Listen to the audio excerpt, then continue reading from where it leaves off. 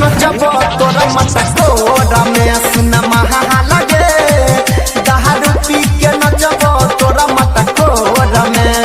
अखिलेश दीवाना दिन गुना गल परसो अकाड लगे लभोरा में सुन महा लगे सुन जहान गे दारू पी के नचब तोरा मटकोरा में सुन महा लगे दारू पी के नचब तोरा मटकोरा में।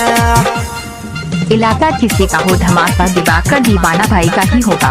अखिलेश दीवाना देखिए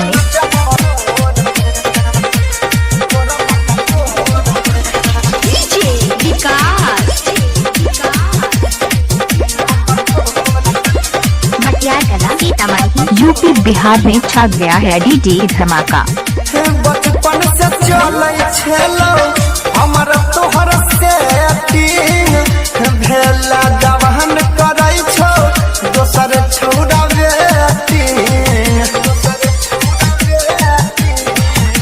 बचपन से चले छलो हमर तोहर सेटिंग भेला जवान करै छो दोसर छौड़ा पानी लेखा झड़ जाइतो पानी लेखा झड़ जाइतो याद तोहर हमर लोड में सुन जहान गे सुन महाल गे दारू पी के नचब तोरा मटकोरा में सुन महाल गे दारू पी के नचब तोरा मटकोरा में। मिक्स बाय डीजे अखिलेश दीवाना को ग्राम बगेवा जिला Madhubani 2020। Mix by DJ Akhilesh दीवाना।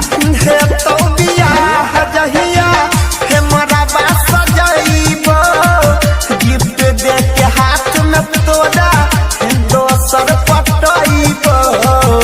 अभी सुन रहे हैं बगेवा से डीजे धमाका को। मिक्स बाय डीजे अखिलेश दीवाना। हमारा बात सजाइबो तुम गिफ्ट दके दोसर के पटाइबो।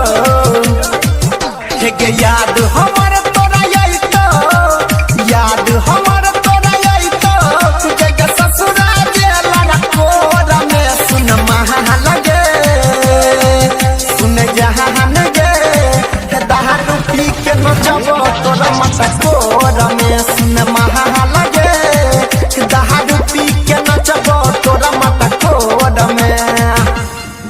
अभी डीजे अखिलेश राज कहाँ घर है आपका धमार चौक। डीजे अखिलेश राज कहाँ घर है आपका धमार चौक। डीजे अखिलेश राज कहाँ घर है आपका धमार चौक।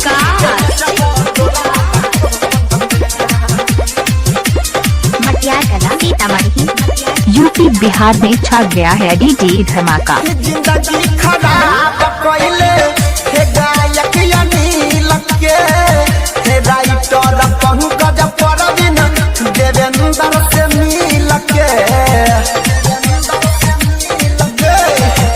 जिंदगी खराब कइले हे गायक अनिल के हे राइटर पंकज परवीन हे मनीष से मिल के।